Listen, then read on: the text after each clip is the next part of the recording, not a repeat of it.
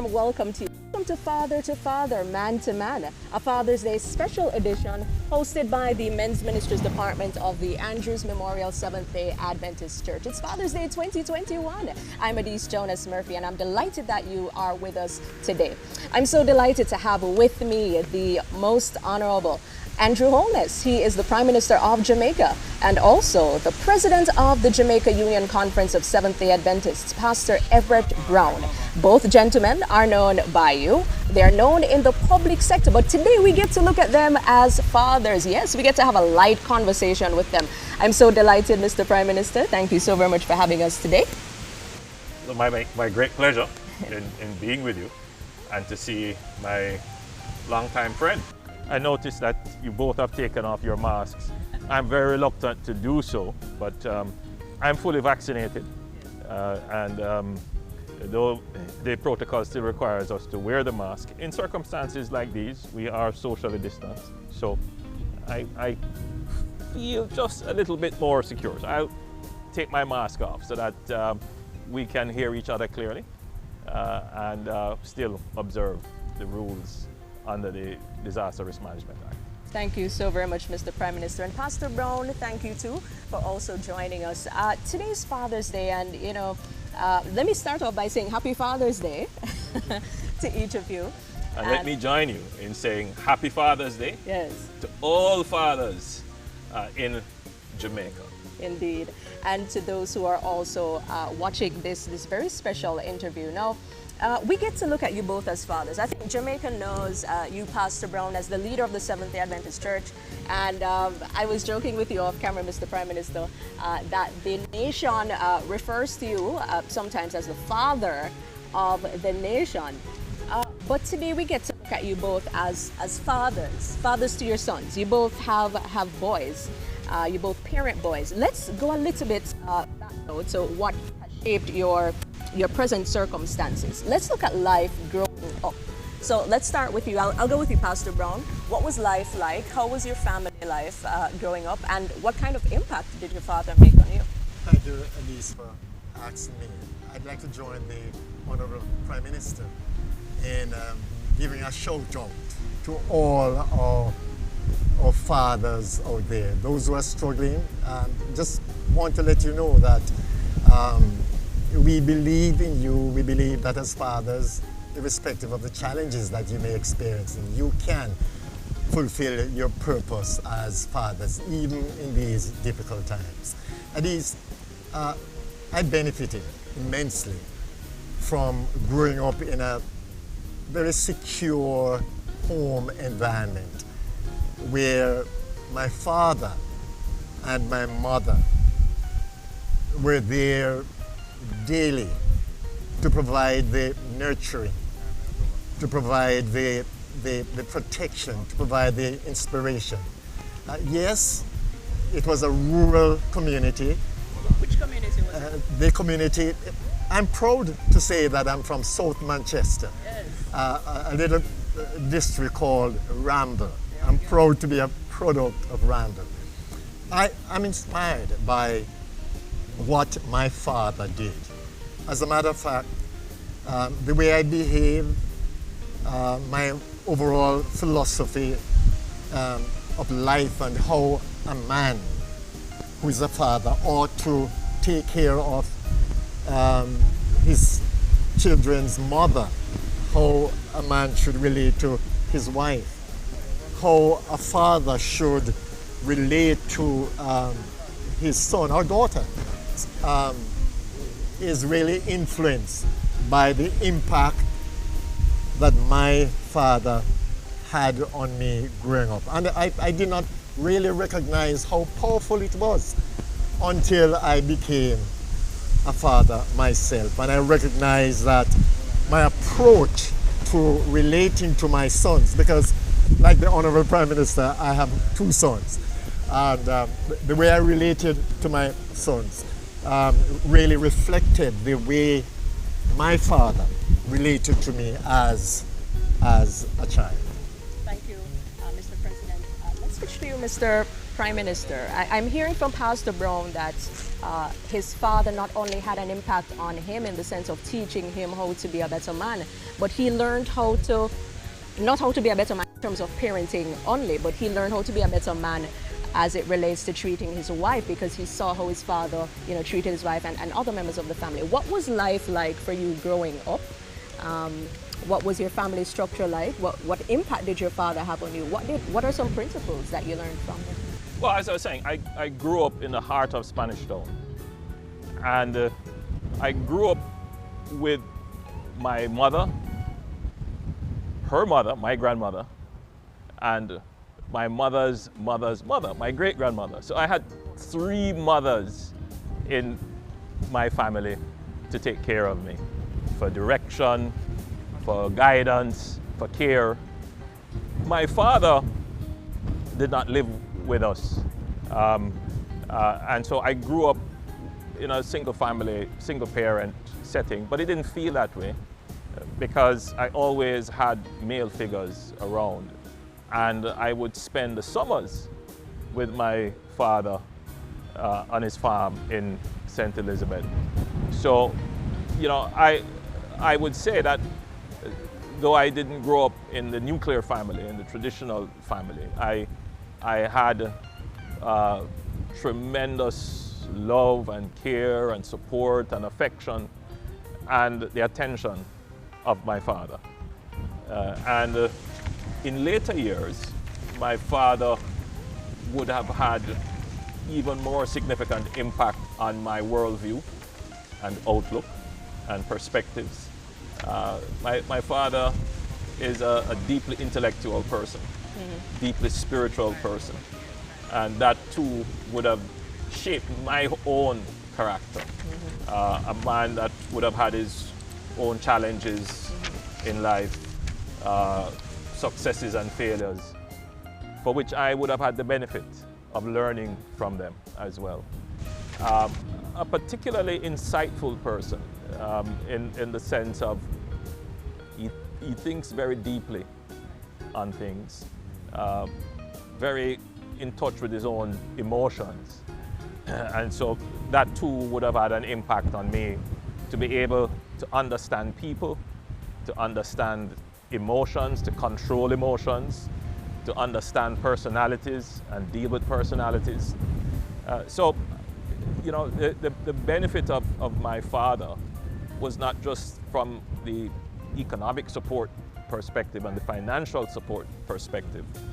There were obviously struggles there, but the benefit of the father, and not just my father, but the benefit of fathers generally, would be to help males, young males, understand their own emotions, to come to grips with themselves. One of the problems we're having in the society is the lack of understanding of the emotion of anger. And male anger is of particular concern because oftentimes male anger turns into violence. And young men growing up are not always in touch with that emotion. They don't always understand it and understand how to control it, when to use it, when not to use it. And mothers aren't always in a position to help young males come to grips with that. So I think that in my household, the males that were around me as role models and growing up with my father in the summers and so forth would have helped me to understand emotion, to control anger, to control desires, and to grow up with a personality that is in charge of myself. And that is something that when you reflect on the society, not all our males are in charge of themselves. We allow emotions to get the better of us. We are not able to delay desire. We are not able to control aggression. And if I were to say what would be the greatest benefit of the parenting of my father, it would be to have that control over oneself, that made the difference in your life, though? Why didn't you turn out like one of the statistics in Jamaica? You know, the absence of the father is usually linked to juvenile delinquency in some. I think it's precisely what I've said. You know, the typical definition of who is a man in the society is so much pinned to aggression and violence and dominance, being able to control. And that in itself could lead to some of the deviant behavior that you see, some of the behaviors that you describe as the statistic, getting involved in crime, getting involved in violence, being delinquent. But in my family, both from my mother and my father, was this strong ethos of controlling yourself. So some people would call it discipline. So there was strong discipline in the family, but there was also a strong delay of gratification. So we grew up understanding that you're not going to get everything you want now. So that delay in gratification also led to the appreciation of waiting for things, patience, a virtue that you can't extol too often, hard work, that if you want something, it's not going to come to you and you can't just take it. You will have to work for it. And then respect. Respect the property of others. Demand respect for yourself and your property. And just generally, your demeanor and attitude towards persons should be pleasant, and you should acknowledge authority. And that is what comes from having good parents that would help you to grow up being in control of yourself, of your emotions, of your wants and your desires. And I think that's the benefit for me of both my parents, and in particular my father. My father would have also helped, as I said, to open my mind to the political perspectives that exist, to think broadly, and not to accept the status quo, not to accept what people give you as the story, to question that story. So my inquisitiveness, my curiosity to learn, that was stimulated by my father, to ask questions about what is presented, to be cautious about what people tell you. That was also, I think, something that I would have learned from my father. Thank you. Mr. President, the Bible instructs us to train up a child in the way he should grow, and when he's old, he won't depart from it. Training has been attributed, especially from a biblical standpoint, to the father. The father's responsibility is to train a child. But then we put this now in the context of Jamaica 2021, where in many homes, the father is absent. But then you're the leader of the church, the Adventist Church in Jamaica, where I'd say perhaps based on observation, majority of those who attend are women. What message do you send at this point to men who are, one, in the congregations, and two, perhaps those who are looking on, trying to make themselves better? Thank you, Adis. I grew up in a community, in a family, a home, where early in our upbringing, we were exposed to the basic teachings of the Bible as to who we are. My father's father was a deacon in the Seventh-day Adventist Church. And even though later on in his life he strayed from church, he sought, along with my mother, to inculcate in us the basic principles of honesty, integrity, respect for life, and as the Honorable Prime Minister mentioned, respect for property, people's property, to the extent that in our community, my father was a farmer, and we farm oranges, pineapples. We operated a 5 to 10 acre property, and beside us was a large orange grove. And even after our oranges were finished and the golden ripe oranges beside us were present, we did not and could not pick one, because our parents taught us to respect the rights of people to have their own property. And that was basically from our understanding of the Bible. The community in which we live,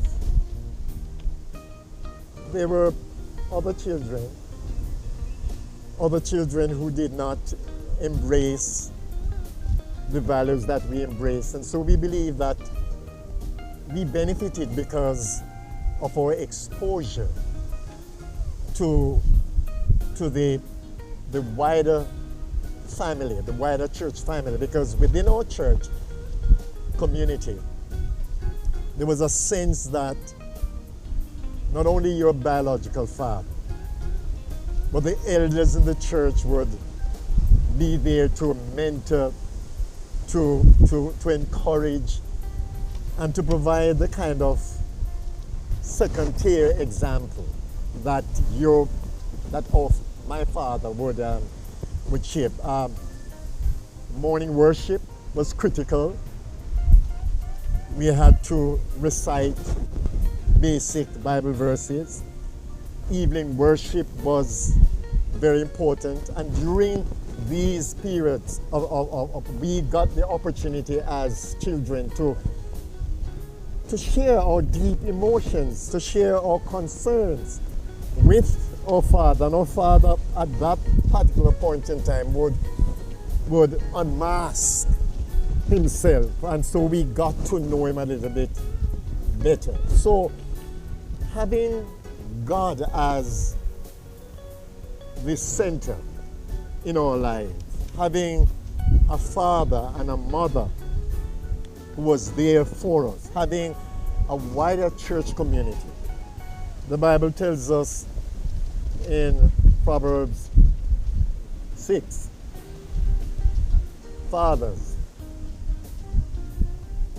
sons rather, hear your father's instruction and forsake not your mother's teachings.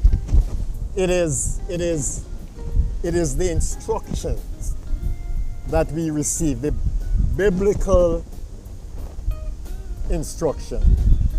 It is the real-time example from my father. It is his honesty, the way he respected our mother, the way he treated us. He was very firm when it comes to discipline, but at the same time was accessible to us, was able to laugh with us, to play with us. We went to the farm with him when we were out of school. He did not benefit from the education that we benefit, but he was so focused on seeing his children get ahead in life, so that he worked very hard to ensure that we gained a high school education and of course later on a university education. And so the community in which we live was a fertile ground for honing principles and values that redound to who I am today, and by extension that which I'm able to transmit to my children. I believe that the church, even though a particular child may not have a father or a mother to instill certain values. I think the church, and not only the church, social clubs, because I spent a lot of time providing leadership when I was young to a youth club. And I think in those situations, fathers and adults can provide the stability, can provide the instruction, can model that which a father should exemplify, so that those young people within the community, I would love to see a situation where we take a community approach to how we transmit values to the wider society. And so I benefited from a very loving and accommodating church, and a wonderful community where my parents, my father, and the wider fathers in the community and church helped to reinforce the Christian values that were shared with us. I'm happy you ended on that note, because the church and other institutions have a vital role to play in transmitting the values and nurturing especially our youngsters coming up. But Mr. Prime Minister, before I ask you to share the vision of Jamaica with respect to fathers and the roles that you would like to see them play, I'm going to ask you quickly to describe your relationship, your personal relationship with your children, your sons. Who are they? Tell us about them. Well, I have two sons, and every morning that I wake up and I look at them, I thank God for them. I can see myself in them, but I see them as their own persons, and it is a transition for me to see them move from babies into men, because they're 16 and 18, they're heading into adulthood. So I'm still at that phase in fatherhood where, I'm missing having them as kids, but I'm learning to respect their individuality and their personhood, and to see them evolving, and trying to be there to guide them as to the decisions that they will make about what their life will be for the rest of their life. So, I think that I've been blessed, and it is a blessing. And I would wish for every single Jamaican father to appreciate their children as a blessing. And once you start with that you have been given a gift to nurture, I think the rest of it should fall into place. So I believe I'm close with my sons. I have a very open relationship. They are allowed to express their feelings, and they do express themselves.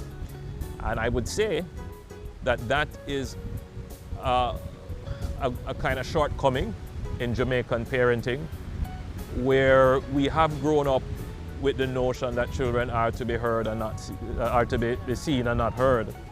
And I think that has been very destructive to the society, that notion, because to enforce discipline, we've had to rely on physical force to the point where it is oftentimes violent. And all we do is just to say to our children, to correct something that we believe is wrong, you have to use violence in beating our children or physically punishing them.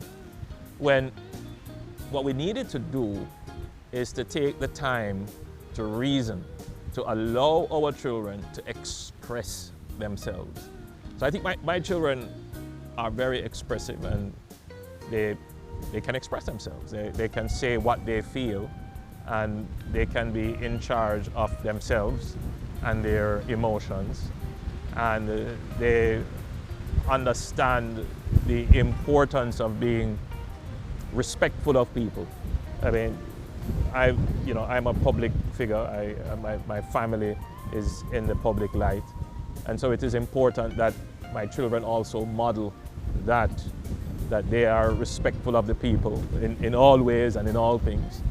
And I believe that they have generally been, but they're going to chart their own path. And I believe that from the household, they would have gotten a strong upbringing so that whatever life throws at them, they should be able to withstand. So education, the principle of getting a strong education, a good education, that comes from the household. To be, as I said, to be respectful of persons and their property and their rights. That comes from our upbringing. To be spiritual, to acknowledge that there is a God, that we don't know all things, and that there is a force in life that we should honor and respect. And of course, we try to encourage them within the Christian faith as Adventists. But again, it is their choice, what they choose to do. We also try to guide them along the path of charity. Charity is a very important principle, and it's important that every single household has this as an important principle that they seek to pass on to their children. This whole notion of caring for others who are in need in the society. And so we try to pass that on to our children. And that is the foundation of social responsibility, of understanding their civic responsibility and good ethics. And then importantly, there is a principle of integrity. This is not what you do when you are being watched. This is what you do when you're not being watched, when you're not under the supervision of some authority. So if something is wrong, it is wrong when it is found out, and it is wrong when it is not found out. That what you do it not because somebody is over you, there is some supervision. You do it because it is the right thing to do. And I have tried to imbue this sense of integrity, owning up to their responsibility, speaking truth, whether it is to powerful people or not so powerful people. Speak the truth. Don't be afraid to question. And these are important principles that I have sought to imbue in my sons, to ensure that they have these very critical, in my view, character shaping principles. Thank you, Mr. Prime Minister. Mr. President, your wife Lana, I'm sure Lana has played a significant role in your life. She has helped you to be a better father, a better man. Talk to us about hope. A few days ago, and I am proud to say this, a few days ago, we were talking to a group of young people. And I told them that after this many years of marriage, we still sense that we are in love. She has made me a better person. My wife is a stickler for details, perhaps from her professional profession as an accountant.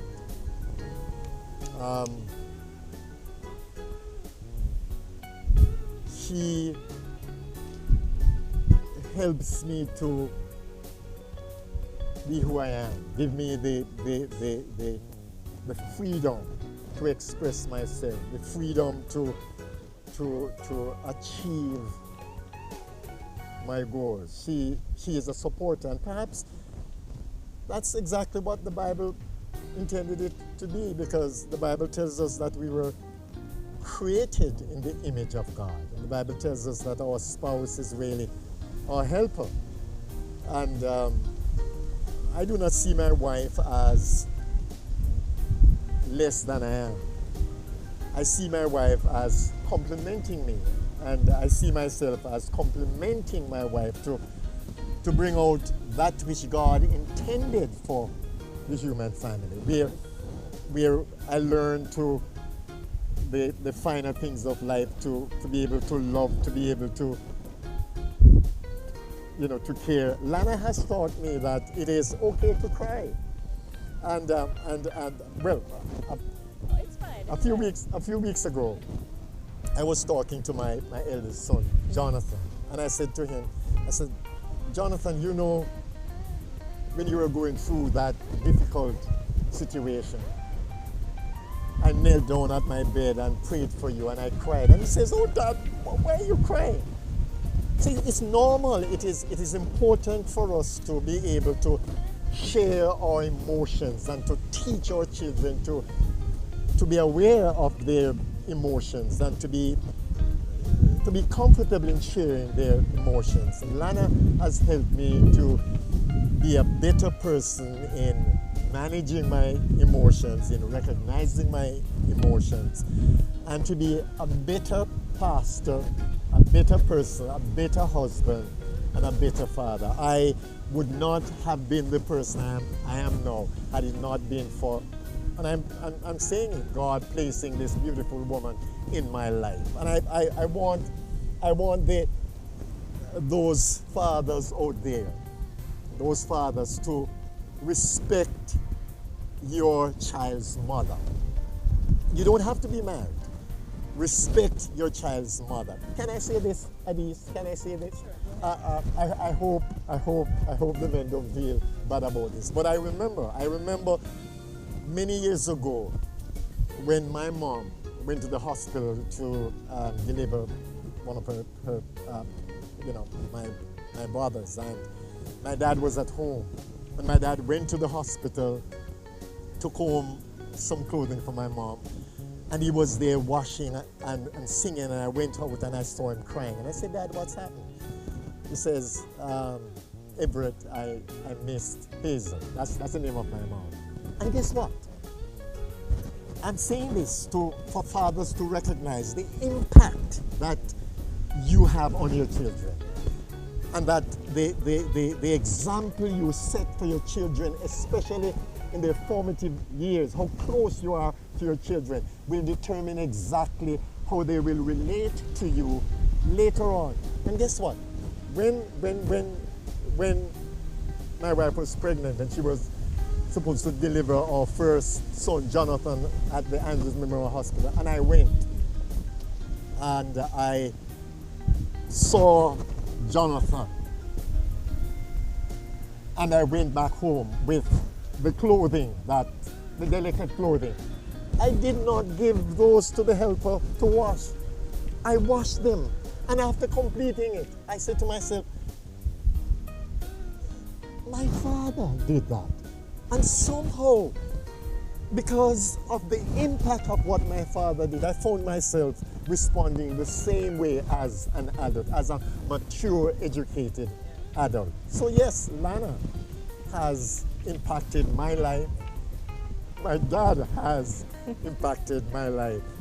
And I hope that as I nurture my sons, that my sons will be able to positively impact the lives of their children and the wider society in the years to come.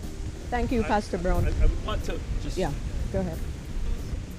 take take off on what Pastor Brown had said about managing emotions. And I've been on this theme because I've seen in the society where our definition of manhood and maleness is one that is built on aggression and using the aggression in a dominant way in relationships. So the nature of relationships between the sexes has a kind of dominance which is imposed by aggression, oftentimes manifesting in violence. And on Father's Day, I would take the opportunity to say to all our fathers that your presence in the life of your child is critical, absolutely important.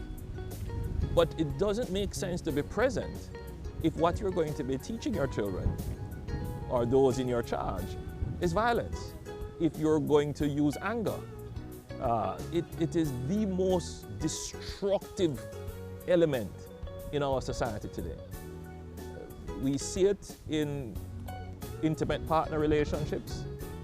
Men feel that they are entitled to women, that they own women, and if they don't get what they want from a woman, then it is expected even to abuse them. You see it in relationships with your children. If their children don't give them respect, they are abused. You see it even sometimes, unfortunate that I have to say this, but it has to be said. We see it with a high case of incest and carnal abuse in our society, most times coming from fathers to daughters.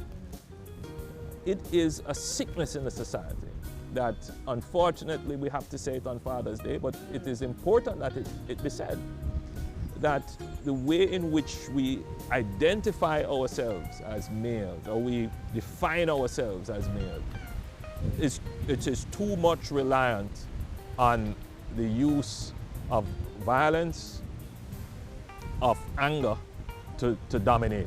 And that has to change. That has to change. So on Father's Day, it is as good day as any to make an appeal to our fathers that the best thing that you could do, aside from being present in the life of your child, is to love your child and not to express this love in anger. Because oftentimes that is the excuse. It is because I'm showing you how much I love you and I care for you why I use violence or anger. And I think, I know I'm sparking a lot here, but it's important that we say to our fathers that nothing is wrong with expressing your love and emotion, your genuine care and emotion with your children. And a good way to start is to embrace. Yeah, as in physically hug. Physically hug and embrace. And I find that is very difficult for many fathers and indeed for many children, because they just didn't start out with the true expression of parental love and care. And I think that's very important. But the other important point is that you can instill in your child discipline and respect without violence. And it means that you will have to reason with your children. And one of the things that I try to do with my children, and from day one I made it a point of duty that I would never use corporal punishment on my children, is to reason with them. The ability to reason with them develops in them the ability to reason out problems and to express themselves. So they don't have a challenge in finding words to match their feelings, rather than to reach a point when they are confronted with emotions and they can't express it, the expression comes out in violence. And it is absolutely important that particularly with fathers, that you are patient with your child. They might be acting out, allow them to. And you are there to keep them within bounds and within context and guide them so that they are able to confront the issues of life without resorting to violence. Well, Mr. Prime Minister, you've said so many things, and I don't think time is going to even afford us the privilege of delving into each of them. But something I must say, though, the culture that the Jamaican society has, it's a kind of cyclical behavior. So what these males learn is what they give. Violence doesn't just happen like that. It happens from somewhere. So if I was beaten as a child by my father, as a male, then chances are when I grow up, I'm going to beat my child too. And so this cyclical behavior continues. But you mentioned something that's extremely important, the ability to reason with a child. Pastor Brown, I don't know what your experiences have been, but you see the wider Jamaican landscape. You see where our society is. You perhaps grew up in a time too. You perhaps grew up in a time where in order to train a child or discipline a child, physical punishment was the order of the day. But now we're being called to a higher action, a higher call, which is to reason with our children. How do we change the culture as a church? I think we have to go back to the foundation, the Bible. I concur with the Honorable Prime Minister that it is critical as fathers that we do not only provide things for our children. Not presents, TS. Right, but we are there for them. I believe that as fathers or children, especially within the church, or we are broadly speaking Christian community, that our children should hear us talking to God about them. So when I'm praying for my sons, I call their names. I believe that we can cauterize the level of violent acts that we see taking place in society if our fathers should recognize their importance, how important they are in the overall development of their sons and daughters, and by extension the wider society. I am who I am because my father invested time in me. I could have been like other young men in the society, but my father invested time in me. He was there with me. And so I would love to encourage our fathers to not only to take time going out to football or cricket or basketball with your sons and daughters, but take time to read with them. Know what they're reading. Know what they're watching. Know the friends that they are keeping. Know where they are going. We could never leave home to go to some place, and our parents, my father, didn't know exactly where we were going and the time we're returning. So I believe that we can change the trajectory of the social ills we have experienced in this country if our fathers, the man of within the home, men in society, resolve that we are going to invest time, quality time, to inculcate in our young men and women those values that will enable them to grow up to be worthwhile citizens of this country, and by extension fulfill the purpose for which God created them. I believe so. Thank you, Pastor Brown. And our time is almost up, but I want us to end on this note, Mr. Prime Minister, Mr. President. Not all fathers in Jamaica are bad. I think a lot of times we get we are a little bit skewed in our thinking that the absent father is what is pervasive in our society and is what occurs in almost every home, but that's not necessarily true. They are good men doing what the Lord has called them to do, train up their children. There are gentlemen who have taken up the mantle of fatherhood and are doing very well. How would you encourage those gentlemen, perhaps watching, to continue their positive roles in their children's lives? Well, I want to agree with you that there are many fathers who continue to make the sacrifice for their children, continue to guide their children and support their children, who are role models. Were it not for them and the good mothers in the society and the good people in the society, the country would have collapsed. So there is no question that there are good people in Jamaica who do beyond and above what is necessary to ensure that the generations coming are successful. And for those fathers, I want to encourage them to continue, but I would also want to encourage them to encourage others, because we live in this big pool and we don't have good on this side and bad on this side. We're all mixed up together, and what we need more of is for the good people to stand up and to speak out.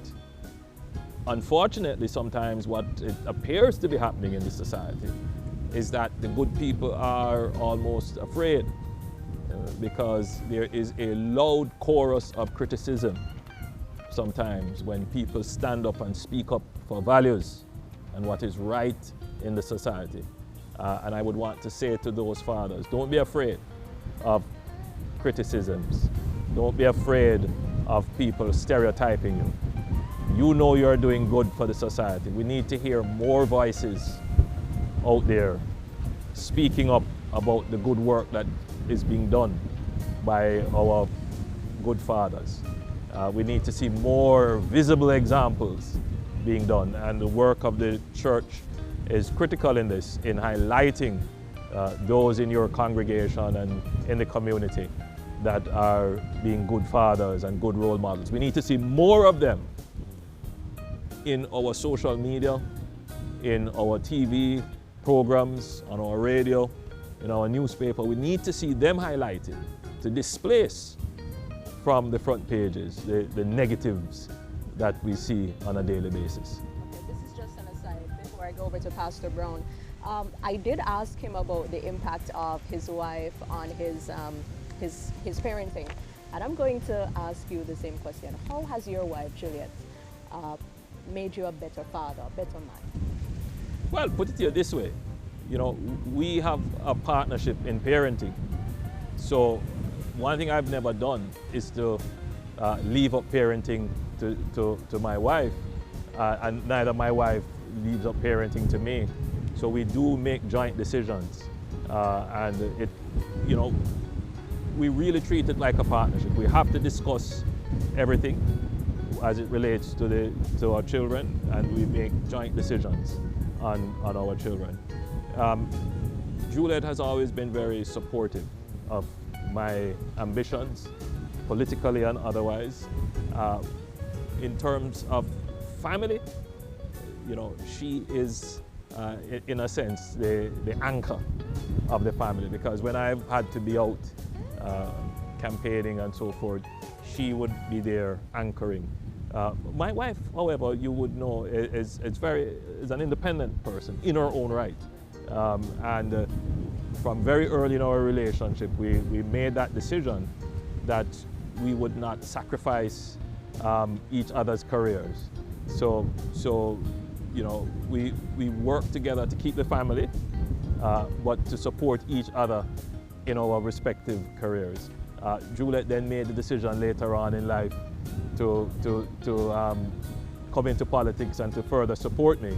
And I think that without question, that has been a major factor in where we are today. Prime Minister. Mr. President, as we prepare to close, let's talk a little bit about biblical principles that would assist fathers, assist young men who are potential fathers in becoming who God intended them to be. I want us to end with empowering them to be better individuals. What are some lessons that you've learned from the Bible and you can also transmit and empower? The Bible speaks of God's love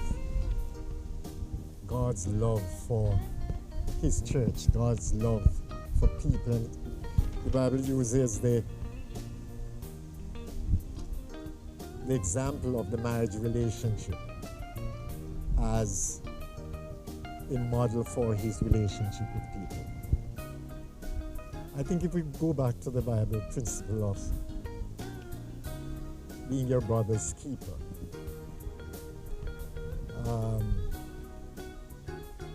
doing that which will help your brother to be a better person. The principle of honesty, the principle of respect for life, the principle of sharing, the principle of doing to others as you would have them do to you. I think if we go back to those principles, we'll find that the concept of the village, church, the community, assisting parents, assisting fathers in nurturing, training children to become good citizens and ultimately children of the kingdom of God. If we do that, we will find that there'll be this ripple effect, and we can, and I believe that the principles that as outlined in the Bible of respect for life, if we inculcate those in our young men, in our children, the society can be much better than it is today. And there is hope for families. I do not believe that men are all bad. I believe that the Prime Minister and I are good examples of good fathers and good men. I think what those of us who embrace the Christian philosophy must do, we must go beyond the talk and to practice, and others looking on, those we rub shoulders with, will be impacted by the way we live, the way we conduct ourselves. Thank you, Pastor Brown. So we've come to the end. Yes, it's the end of a very special, should I say, Father's Day special. I had the privilege of speaking with the most honorable Andrew Holness, Prime Minister of Jamaica, and also the President of the Jamaica Union Conference of Seventh-day Adventists, Pastor Everette Brown. I just have one thing to ask both of you before we go. Can you play marbles? I haven't played marbles in years. I used to. I haven't done it for many years. Yes, I used to. Yeah, well, there's a little surprise that I have on set, and yes, I'm going to ensure that the Prime Minister and the President, and you could just give me one for goodwill. You do need some oil in your fingers. No, I tell you. And let's, all right, ladies and gentlemen, these gentlemen are pretty. That one was fast. Seriously? No, that one slipped. They are. Oh, okay, wonderful. Very good. And I did. What's the one word that you want to leave with those individuals who are watching right now? A word of empowerment, a word of hope, a transformative word. Children are blessings, and you should love them, care for them, protect them, guide them, and give them a hug. Don't be afraid to give your child a hug. Thank you very much, Mr. Prime Minister, once again for hosting us. And Pastor Brown, thank you so very much for being with us today. We want to also say a very special thank you to the members of the Andrews Memorial Seventh-day Adventist Church. Of course, this program is put together, it's sponsored, it's produced by the Men's Ministries Department of the Andrews Memorial Seventh-day Adventist Church. I'm Adise Jonas Murphy. It was my privilege bringing to you this very special Father's Day edition. Until next time, until next year, God's richest blessings. And to all the fathers, happy Father's Day.